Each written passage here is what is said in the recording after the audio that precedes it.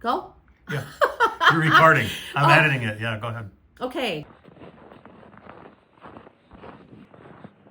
Well, I got a little sunlight. Shut the door. It might get warm in the greenhouse. Yeah. I'm going to have to start cleaning it up.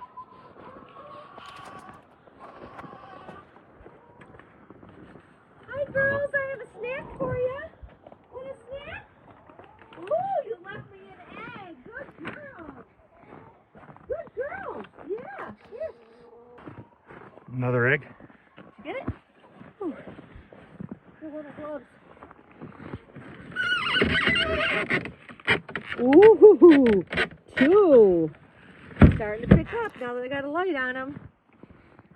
Over the greenhouse. So here's the beautiful greenhouse, which in the off season, the kids make a fort and play in here. Oh, yeah. I mean, why not? It's out of the weather, but before I get started in the spring, well, soon here, well, it's got to get cleaned up. Not sure what they have going on here. Are you going to take that shade cloth down for Yes, the early I part am. of the season? Probably could come down now, actually. Yeah.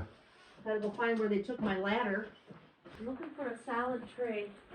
You know these eggs? I gotta find a salad tray. I'm gonna make a fodder tray for the chickens. Should have been doing this all winter, but What exactly is a fodder tray for the chickens? sprouted grains so they can have some fresh greens. Okay, hang on. We have a winner.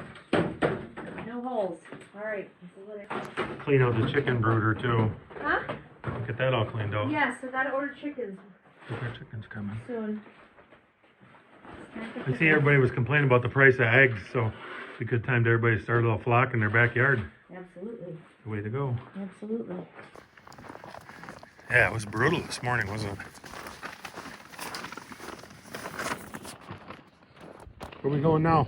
For a walk. Get our cardio in. Let's do it. Come on. Fresh snow, gonna have to plow. You ready? I should have worn my gloves. Yeah, it's a little brisk, isn't it? Ugh. How much work there is to do when I walk along and look at everything that needs to be done. Like what? Like trimming these trees, like cutting down some of these Norways. Yeah. Like that ugly old thing. Look Yeah, at there's this tree. yeah. Right here. Serves zero purpose. Maybe for birds to live in. Who cares? There's lots of other trees. And A the, waste. Why? Why? That's And the it- ugliest tree. it killed out this white And it pine. killed out that Yeah, little well, white pine. it's killing it out. I wonder if you thinned out these diamond willows, if some of them would grow bigger. Diamond willows? No, they're pretty old. It takes a long time to get that size right there. What happened to the pine trees we planted along the edge here? Remember, you guys, early on we planted some pine trees along both edges? No, we planted tamarack. Tamaracks. Oh yeah, there's some tamaracks on the property, but not too many. Apple tree. So you just start microgreens? Not microgreens. That no, sorta. No, just sprouted grains. Sprouted grains, correct. But Whew. now what are you doing with the stuff inside where you soak them in water? Just fermenting some chicken feed. What advantage does that have? Oh, fermented creates some probiotics, so it's good for chicken health. Go? Yeah. Go ahead. Okay, just trying to stretch our chicken food budget on the dead of winter here and give our chickens some more nutritious food during these winter months when they don't have access to fresh grass and bugs and all that stuff. So, a couple things we do. The one thing is fermented grains. So I just filled this today, and what I have in here is, it's not chicken scratch per se, but it is a grain that I get from or chicken food I get from my local supplier. It's made locally by all locally grown grains. And I buy it because it's way cheaper than the commercial bagged chicken feeds. So I feed this to my chickens and they don't seem to have any less egg production or weak shells or anything like that.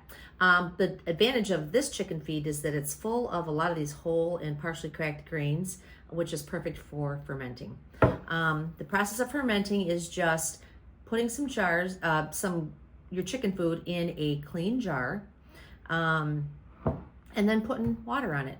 It's that simple, and then just waiting for fermentation to take place. So this is just a mason jar.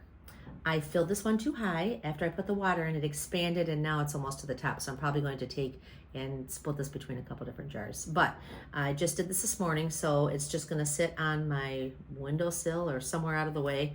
And a couple times a day, I'll go and stir it. On the top, I poke some holes in the lid just so air can circulate. And how do I know when it's done? Well, you'll start to see some bubbles at the top. When you move it, you'll start to see some bubbles, and we can come back in a couple days and check the progress of this. But the other thing is, how you know you have something bad is it won't smell good. As this starts to ferment and it's almost ready to feed the chickens, you'll smell it, and it'll smell kind of sweet / acidic. If it smells foul or nasty, it's no good. Dump it out, start over. Perhaps what happened was you didn't have a clean enough jar, or maybe there was some mold in your grains. Mold is the other thing. You can get mold, especially if you let it ferment too long. You want to feed it as soon as you start to see those bubbles and you don't have a chance for mold to grow. If a little bit of mold's okay, you can just scrape it off the top. The key is if it smells good, it is good. So why do we do this? Fermented grains create something called probiotics, like all your fermented foods, you're hearing that buzzword, probiotics. And this is more nutritious for the chickens. It's partially digested, so it's easier for the chickens to digest. So it gives them good gut health. It makes them healthier. It helps their egg production, makes stronger eggs, larger eggs. My chickens have been at a lull, of course, because it's wintertime and they're not laying much, and I've been kind of not babying them this winter, so I'm just now starting this. It's already February and I should have been doing this all winter, but just getting back to it. And I wanted to share, for one thing, I'm almost out of chicken feed, so I'm trying to stretch this last little bit. They'll get more bang for their buck out of this fermented feed. Can you feed all of the food fermented? You, like anything, you wouldn't want to eat a strict diet of just all fermented foods for it to get boring. You'd want just a percentage of your diet. So it takes about 3 days to get this to ferment, 3 to 4 days. And I'd probably feed them this whole thing and start the process over. Or you can start a jar every couple days and have it ready to go every couple days to give your chickens. Just keep a rotation of it. So that's fermented chicken feed.